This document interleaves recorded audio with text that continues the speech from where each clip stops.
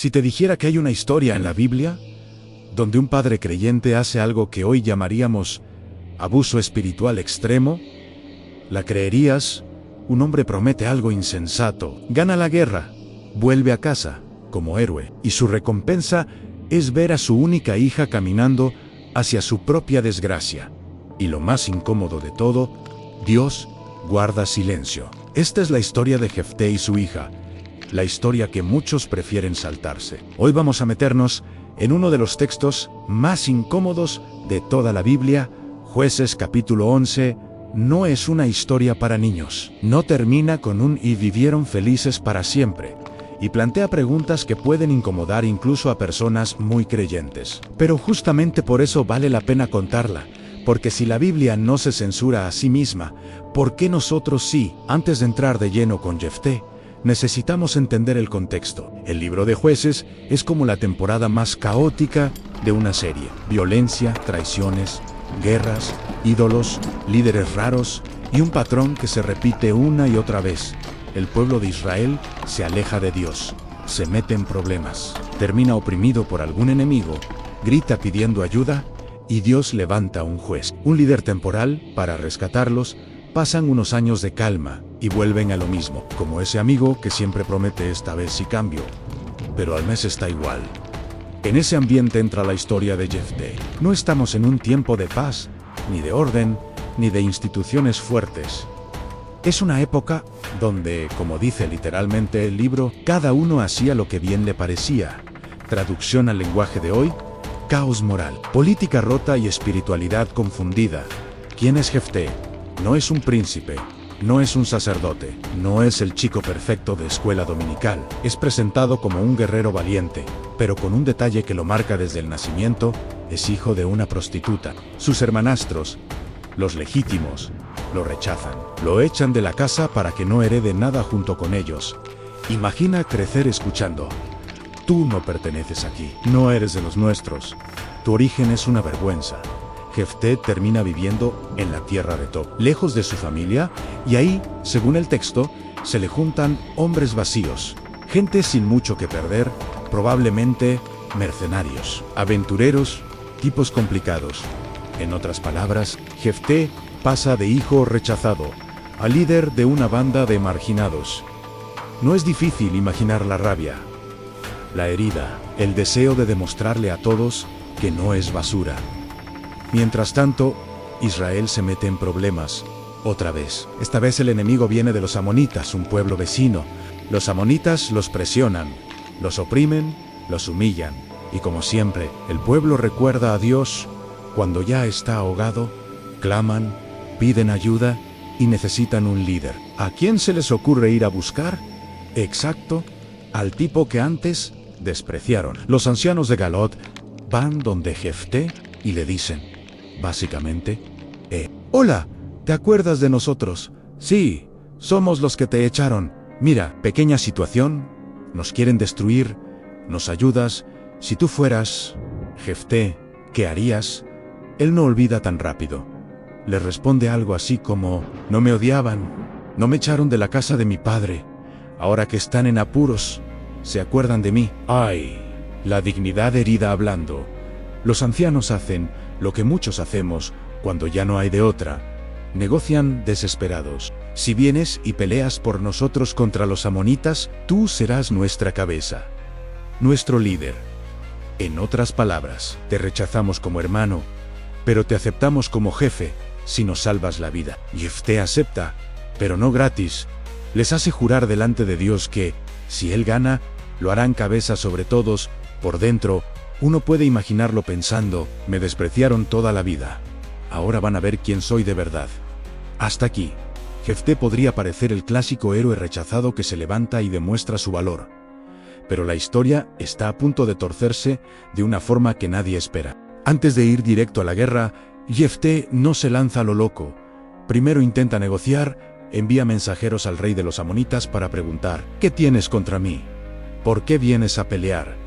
El rey responde con una versión de la historia: cuando ustedes salieron de Egipto, nos quitaron tierras, devuélvanlas y no peleamos. Entonces, Jefté se convierte, por un momento, en historiador y teólogo. Envía una larga respuesta recordando eventos del pasado, que Israel no atacó directamente a Edom ni a Moab, que solo peleó cuando los amorreos se negaron a dejarles pasar, que esas tierras las conquistaron a los amoritas, no a los amonitas.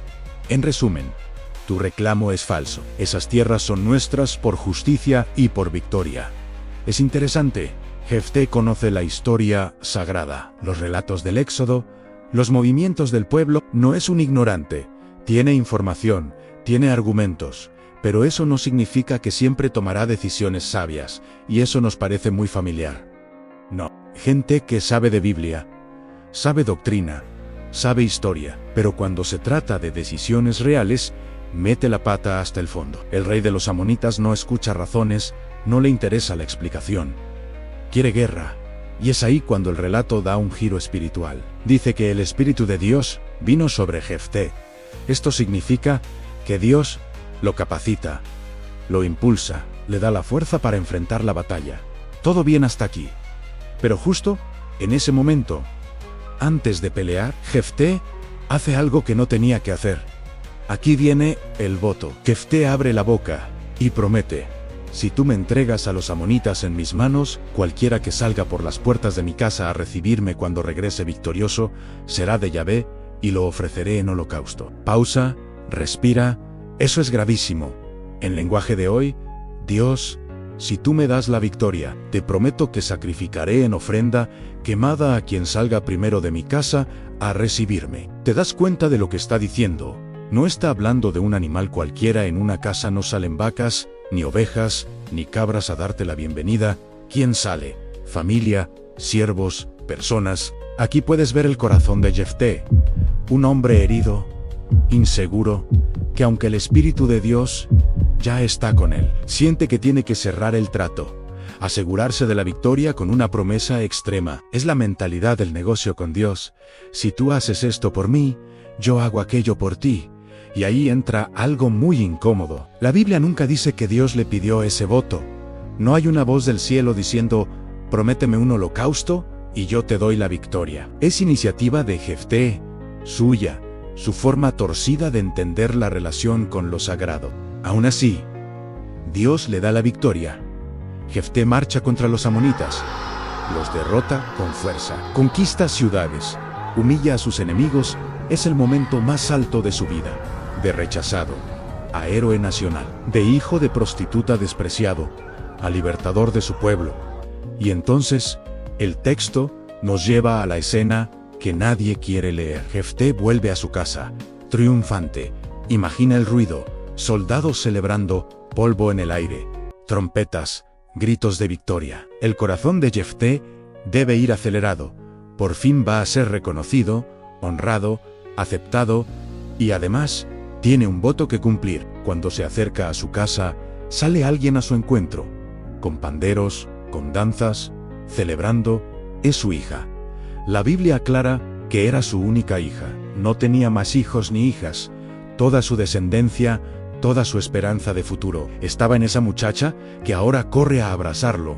El texto dice que, al verla, Jefté rasga sus vestidos y grita: ¡ay, hija mía, me has destrozado, me has derribado por completo! He abierto mi boca a Yahvé y no puedo retractarme. Aquí hay varias cosas fuertes. Primero, Jefté siente que la culpa es de ella. Me has destrozado, como si ella hubiera hecho algo malo al salir a recibir a su padre vencedor. Pero en realidad, el que abrió la boca fue él. El que habló de más fue él. El que hizo un voto insensato fue él. ¿Cuántas veces pasa eso? Alguien toma una mala decisión en nombre de Dios. Y cuando las consecuencias llegan, culpa a los demás, a los hijos, a la familia, a la iglesia, a cualquiera, menos a sí mismo. La respuesta de la hija es impactante. Ella dice algo así como: Padre mío, si abriste tu boca a Yahvé, haz conmigo conforme a lo que prometiste, ya que Yahvé te ha dado la victoria. Pero le pide una cosa: que la deje ir por 2 meses a los montes con sus amigas a llorar su virginidad. Aquí, el relato se vuelve todavía más raro. Ella no dice: déjame ir a despedirme de todos, o déjame vivir algunos años más. Dice: déjame llorar mi virginidad. En aquella cultura, no tener hijos no dejar descendencia. Era visto como una desgracia profunda. Para una mujer significaba no tener futuro, no tener nombre después de la muerte, no estar incluida en la memoria del pueblo. Después de 2 meses, ella regresa, y el texto dice que su padre hizo con ella conforme al voto que había hecho, y añade una frase clave: ella nunca conoció varón. Luego se menciona que, desde entonces, las hijas de Israel iban cada año a recordar o lamentar a la hija de Jefté durante 4 días. Y aquí viene una de las partes más polémicas. ¿Qué hizo exactamente Jefté con su hija? La sacrificó literalmente en holocausto, como una ofrenda humana, o la dedicó a un servicio especial, aislada, sin matrimonio, sin hijos, como una especie de consagración de por vida. Hay 2 grandes interpretaciones. La primera dice: sí, la mató, la sacrificó. Argumentan que las palabras holocausto y hacer conforme al voto apuntan a un sacrificio real, y que el relato quiere mostrar hasta dónde puede llegar un voto insensato. Incluso en un hombre de fe, esta lectura es brutal, directa, y nos confronta con la pregunta: ¿cómo puede la Biblia contar algo así, sin que Dios intervenga para detenerlo, como si lo hizo con Abraham e Isaac? La segunda interpretación dice: no la mató, sino que la dedicó a un tipo de vida consagrada, posiblemente sin matrimonio, sin hijos, algo equivalente a pertenecer por completo a Dios. Por eso ella llora su virginidad, no su muerte. Y por eso el texto recalca que no conoció varón.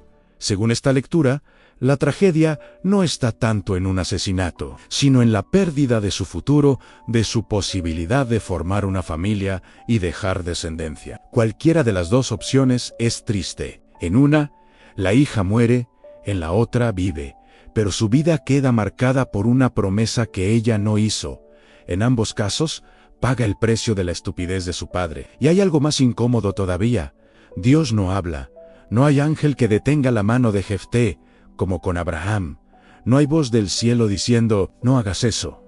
Yo aborrezco el sacrificio humano. Nada. Silencio. Ese silencio no significa aprobación, pero tampoco trae una explicación fácil. Y aquí es donde muchos preferirían cerrar la Biblia y cambiar de tema. Entonces te pregunto a ti: ¿crees que Dios aprobó lo que hizo Jefté? ¿Crees que fue un acto de fe extrema, o de fanatismo religioso disfrazado de fe? ¿Es Dios el culpable, o es Jefté, que tomó una decisión absurda usando el nombre de Dios? Mientras piensas en eso, te voy a pedir algo muy directo. Escribe en los comentarios qué opinas tú de esta historia. ¿Crees que la hija de Jefté murió o que fue consagrada a una vida sin matrimonio? Tu opinión, tu punto de vista, puede ayudar a que otros también reflexionen. Y si este tipo de historias crudas, sin filtro, te hacen pensar diferente sobre la Biblia, te invito a suscribirte, dejar tu like y compartir este video. Así le decimos al algoritmo que estas historias merecen ser escuchadas y llegamos a más gente que nunca ha oído esto. Volvamos a Jefté. Sea cual sea la interpretación, hay cosas muy claras. Dios nunca le pidió ese voto. La ley, en otros textos, deja clarísimo que el sacrificio humano es algo aborrecido. Y, aún así, un líder de Israel, un hombre que incluso llega a ser mencionado en el Nuevo Testamento como héroe de la fe, toma una decisión que arruina la vida de su hija. Eso nos muestra algo doloroso. Es posible tener momentos genuinos de fe y al mismo tiempo cometer actos terribles por ignorancia. Orgullo o religiosidad mal entendida. La fe no convierte a las personas en robots perfectos. Ni siquiera los héroes bíblicos son limpios. La Biblia no es un catálogo de santos intocables, sino un archivo de historias humanas. Con luces y sombras, también nos lanza una advertencia muy actual. Cuidado con las promesas que haces en nombre de Dios cuando estás desesperado. Cuidado con los votos que haces cuando tienes miedo, cuando te sientes presionado, cuando solo quieres que el problema desaparezca ya. Porque el día de mañana, las consecuencias pueden caer sobre gente inocente. Piénsalo, padres que prometen cosas extremas y luego cargan a sus hijos con sus decisiones. Líderes espirituales que hacen votos ridículos, compromisos tóxicos y destruyen familia. Personas que se casan, se mudan, toman decisiones económicas, porque Dios me dijo, cuando en realidad fue una mezcla de emoción, presión y mala teología. Jefté es un espejo incómodo. Es el ejemplo de alguien que, por querer asegurarse la bendición, por querer amarrar a Dios con un trato, termina creando una tragedia. Y la víctima es la persona que más debería haber protegido. También hay otra capa.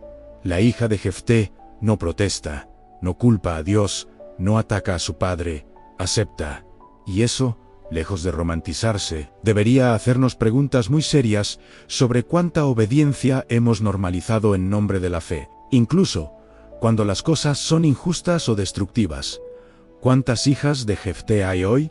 Metafóricamente, gente que paga el precio de decisiones espirituales que nunca tomó, hijos marcados por votos que otros hicieron, personas heridas por fanatismos que alguien justificó con la frase «es que Dios quiere». El texto termina diciendo que, cada año, las jóvenes de Israel iban a llorar o recordar a la hija de Jefté. No lloraban a él, el héroe de guerra, lloraban a ella, la verdadera víctima, la que nunca tuvo elección. Es como si el pueblo, de alguna manera, reconociera: aquí pasó algo que no estuvo bien, ganamos la guerra, pero perdimos algo demasiado valioso. Y aquí hay una última reflexión incómoda. A veces, en nombre de la victoria, sacrificamos cosas que no deberíamos sacrificar. Sacrificamos familia por éxito, sacrificamos integridad por dinero, sacrificamos salud mental por ministerio. Y luego lo disfrazamos de espiritualidad. La historia de Jefté y su hija nos grita: no todo lo que se hace en nombre de Dios viene de Dios. No toda promesa espiritual es sabia, y no todo voto hecho entre lágrimas será aplaudido por el cielo. La verdadera fe no necesita manipular a Dios con tratos. No necesita decir: si tú me sanas, te prometo tal cosa. La verdadera fe confía y obedece dentro de los límites del carácter de Dios, que en la Biblia se revela como alguien que no se complace en sacrificios humanos, sino en misericordia, justicia y humildad. Tal vez esta historia está en la Biblia justamente para eso, para vacunarnos contra el fanatismo, para advertirnos de la mezcla peligrosa entre heridas personales, ansias de poder y lenguaje religioso, para recordarnos que, si no filtramos nuestras decisiones a través del amor y del carácter de Dios, podemos convertir la fe en un arma contra los que más queremos. Y, al mismo tiempo, la hija de Jefté se convierte en un símbolo silencioso de todas las víctimas de decisiones religiosas irresponsables. Ella no escribió libros, no tuvo descendencia, no dejó discursos, pero su historia quedó grabada para que nadie se olvide de que la espiritualidad también puede hacer daño cuando se sale de los límites del amor. Si esta historia te incomodó, te hizo cuestionar cosas que dabas por hecha, o simplemente te mostró que la Biblia es mucho más cruda y humana de lo que pensabas, no lo dejes aquí. Hay otras historias igual de controversiales, con giros todavía más extraños. Reyes que consultan brujas, profetas que se deprimen al punto de querer morir, familias destruidas por decisiones aparentemente espirituales. Si quieres que sigamos sacando a la luz estas historias incómodas de la Biblia, suscríbete al canal, activa la campanita y comparte este video con alguien que piensa que la Biblia es solo un libro aburrido y lleno de reglas. Porque, después de escuchar lo que pasó con Jefté y su hija, aburrido, lo que se dice aburrido, no es